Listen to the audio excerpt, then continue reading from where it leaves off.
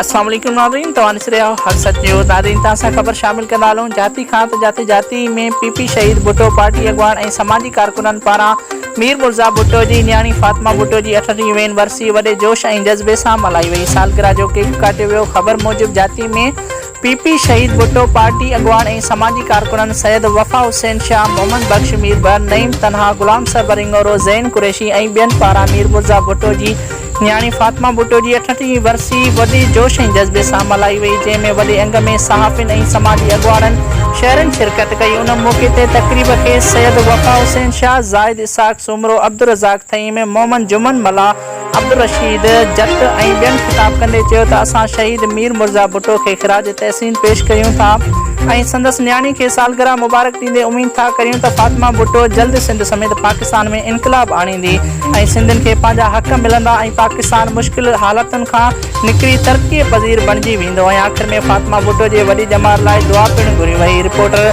इरफान यूसुफ तहीम, हक़ सच न्यूज़, जाती।